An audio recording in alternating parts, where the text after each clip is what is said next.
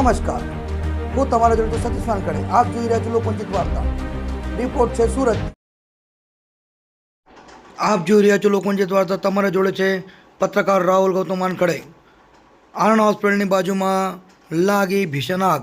Fire બ્રિગેડની team ઘટના સ્થળે પહોંચી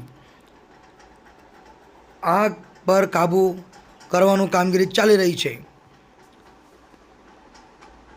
અમારા લોકવંચિત વાર્તાને લાઈક કરો, શેર કરો, વધારે લોકો પાસે અમારી લિંક મોકલો, સબસ્ક્રાઈબ કરો અને તાજા અને અપડેટ્સ માટે જોતા રહો લોકવંચિત વાર્તા.